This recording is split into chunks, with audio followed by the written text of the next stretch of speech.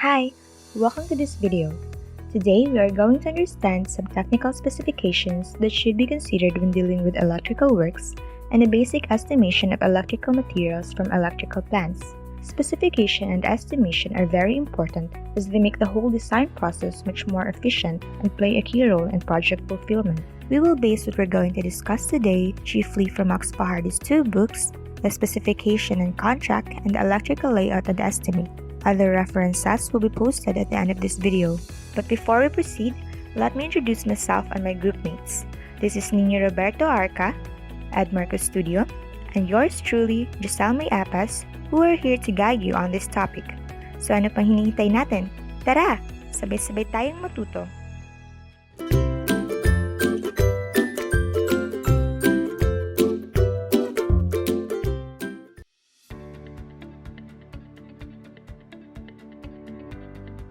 The scope of electrical works shall consist of furnishing all materials, tools, labor, and other services necessary to make the electrical power and lighting system ready for operation, which are indicated in the electrical plans in accordance with the latest edition of the Philippine Electrical Code and the specifications and the general conditions of the contract.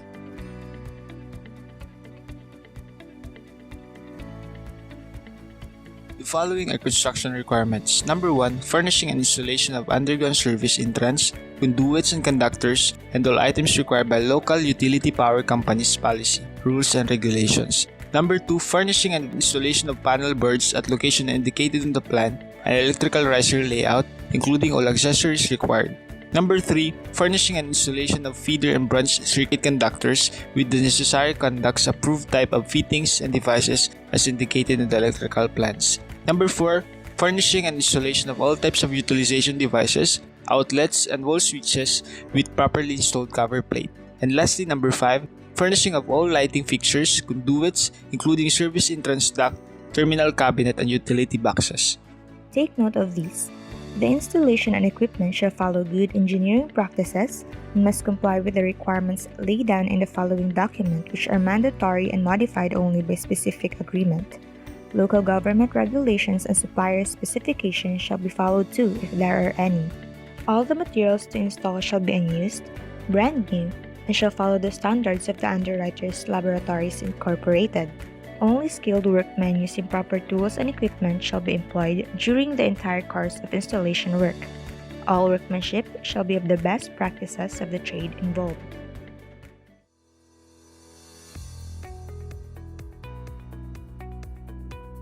The National Electrical Code defines service entrance as the conductor and equipment for delivering energy from the electricity supply system to the wiring system of the premises served. The service entrance in a residence is commonly thought of as a breaker or fuse box. There are two types of service entrance, the overhead service and the underground service. The overhead service entrance is the common type of service wire installed by electrical power supply companies for industrial, commercial, and residential houses. A service drop is connected from the nearest utility pole to the building service entrance point and enter the building through the weatherhead down to the electrical power meter. On the other hand, the underground service cables are connected to the utility company's pole and are fed down a pipe into the ground. Then, they run horizontally through a bored hole into the ground and up into the ground-based transformer. The primary connection of the transformer is called the line connection. The secondary side of the transformer has service cables that connect to your home's electric meter and service panel. The advantage of the underground feed is that there are no visible wires present, virtually eliminating the possibility of damage by storms and other weather events. For the specification of the underground service entrance, it is stated in the book that the electrical contractor shall furnish and install 220-volt current rating, 3-phase line underground service entrance connection. The service entrance conductors shall be thermoplastic type, THW or thermoplastic heat and water resistant wire. Standard copper conductors, stranded, whose number and size are indicated depending on the plans and the electrical riser diagrams. It shall then be encased with concrete at least 8 cm thick. The underground service entrance shall be laid at least 60 cm below the finished grade line and shall be installed to make the joints entirely watertight.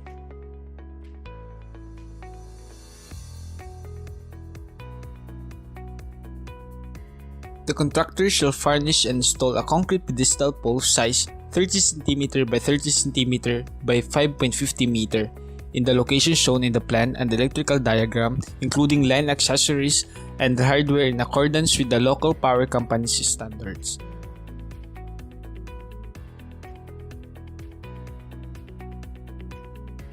panel board is defined by the National Electrical Code as a single panel or group panel, limits designed for assembly in the form of a single panel.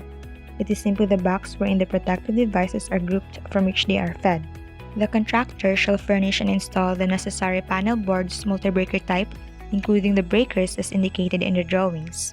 Panel boards to be used shall either be flush-mounted when located in areas that are visible to the public and surface-mounted when located in machine room or areas where they are not visible to the public.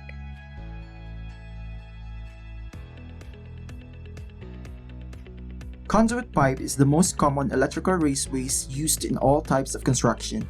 The purpose of electrical conduits may include to physically protect the wires, to provide a grounded enclosure, to protect the surroundings against the effects of fault in the wiring, to protect the wiring system from damage by the building and the occupants, and vice versa.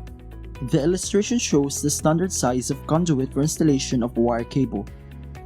The following are some of the specifications for conduit work. A standard PVC conduit pipe size is required.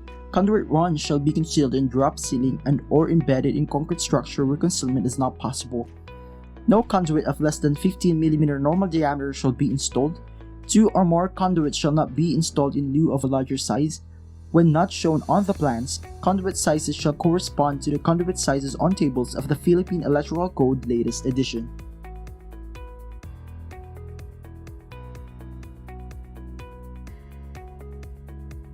Feeders shall be laid out in accordance with the online diagram shown in the drawing. Unless otherwise specified, type THW wires shall be used for feeder runs. The wires and conduits shown in the drawing shall be the minimum size to be used for feeder runs.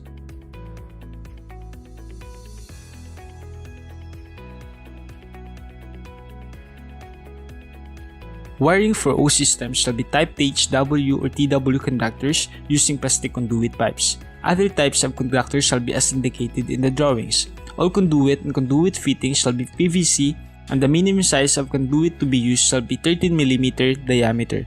Sizes larger than 13 mm diameter shall be indicated in the drawings. The smallest size of conductor to be used shall be 2.0 mm, type THW or TW.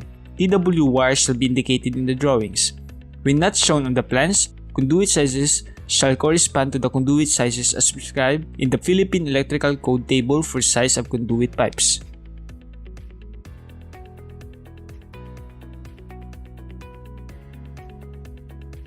An outlet is a point in the wiring system at which current is taken to supply utilization equipment.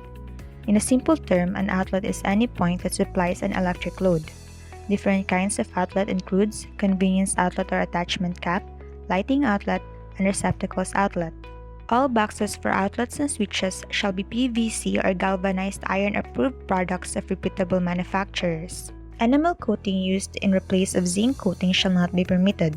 This might be because enamel coating does not provide high resistance from weathering compared to zinc coating, which can provide optimum protection against corrosion. All ceiling outlet boxes intended for lighting outlets shall be of the 10 cm octagonal box. Larger boxes when required shall be 5.3 cm deep. Convenience and wall switch outlet boxes shall be of the 10 cm by 5.3 cm rectangular deep flush type or 100 square centimeters junction box with gangways covered as required to accommodate the wires therein.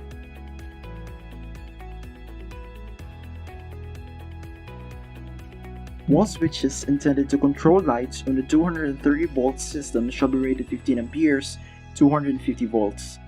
Convenience outlets shall be flush duplex type rated 20 amperes, 230 volts, 60 Hz AC.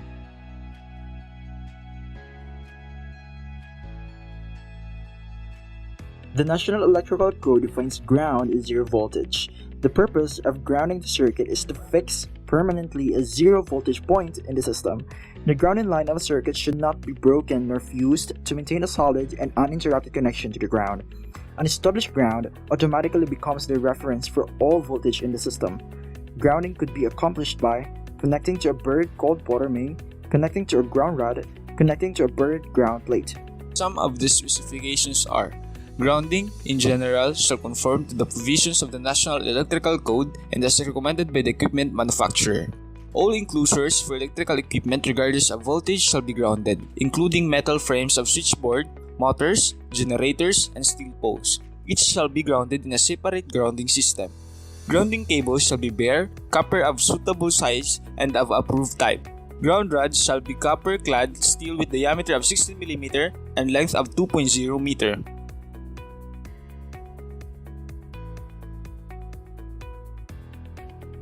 All ceiling outlets shall be 10 cm by 5 cm octagonal boxes. Connection from fixtures to boxes shall be accomplished by using type TW conductors on a flexible conduit.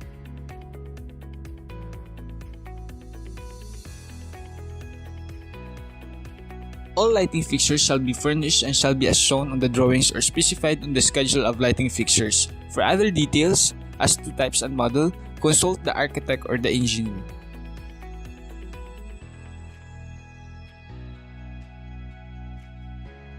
The contractor should furnish all apparatus to be used in making tests of all wiring systems for shorts and grounds after the electrical work is completed.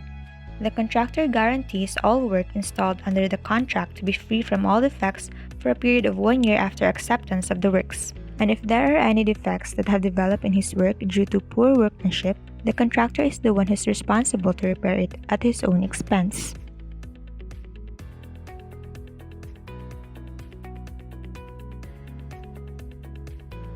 A load center is used in residential and light commercial applications to distribute electricity supplied by the utility company throughout the home or building, feeding all the branch circuits. What is the difference between a load center and a panel board?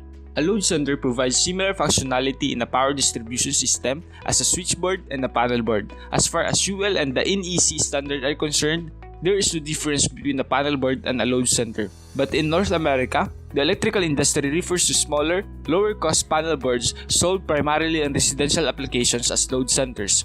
Panel boards are typically deeper than load centers and can accommodate both on-circuit breakers as well as plug-in breakers, whereas a load center is limited to plug-in breakers. Now, going back, a power load center shall consist of furnishing and installation of the power load center unit substation or low voltage switch gear and distribution panel boards at the location shown in the plans, complete with transformer, circuit breakers, cabinets and all accessories, completely wired and ready for service.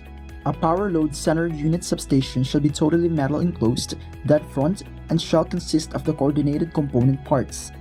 The transformer section shall consist of a power transformer with ratings and capacities as shown on the plans and shall be oil and liquid filled, non-flammable type and designed in accordance with the latest applicable standards. The low voltage switchboard shall be standard modular unitized units, metal built, dead front, safety type construction and shall consist of switchboard housing, secondary metering sections, main circuit breaker, feeder circuit breakers, low voltage switchgear, which is for projects requiring low voltage switchgear only, grounding systems wherein the ground resistance shall not be more than 5 ohms, and panel board and cabinets which shall conform to the schedule of panel boards as shown on the approved plan.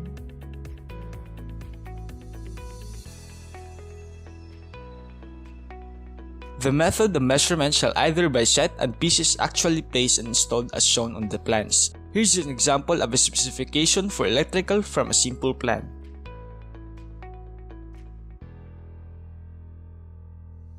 Now, here's a basic knowledge on how to estimate electrical materials from an electrical plan or layout. First step is to identify the number of electrical materials that are easy to count. For example, the lighting fixtures and the switches. In the lighting layout, the number of lighting fixtures are 7. The receptacle corresponds to the number of lighting fixtures, so if there are 7 lighting fixtures, there should also be 7 receptacles. The switch has 2 types, S2 which is the 2-gang switch and S which is the normal one. Looking at the picture, there are 2-gang switch while the normal switch is 3. All in all, there are 5 switches.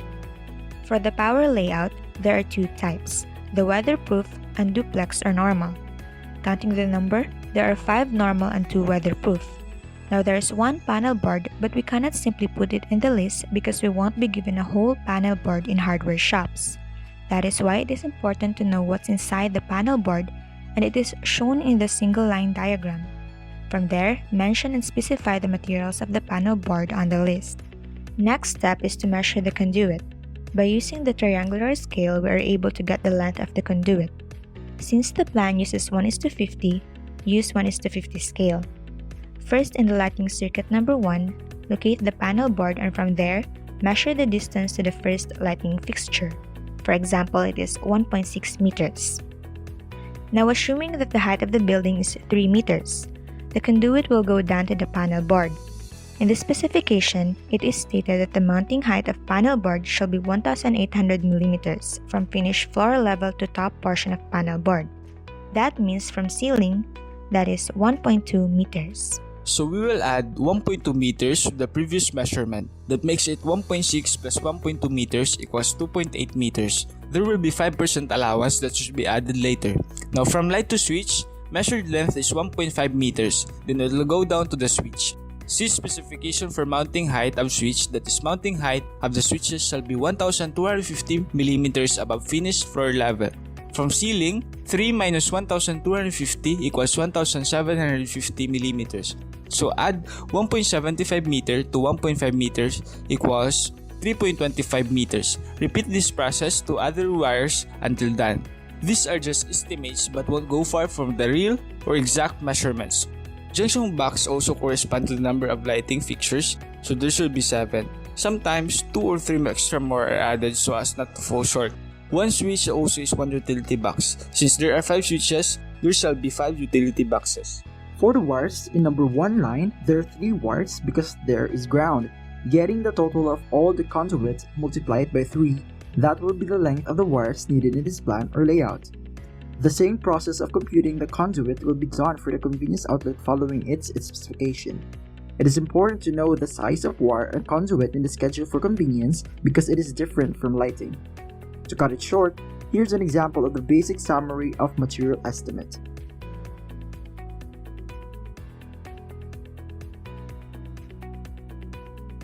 To compute for the cost, specifically the bare cost of each material, simply follow this simple formula. Quantity times unit cost or price is equal to bare cost. Estimating electrical works requires a lot of time to discuss since it's very long and complex. To have a thorough discussion and a full grasp on electrical estimation, we'll provide the links we referred to below. So that's it. Thank you for being with us till the end of this video. We hope you have learned and had fun as much as we do. Again, I am Giselle May Mapas. I am Edmar Custodio. And this is Nino Roberto M. Arca. Till our next video. Bye!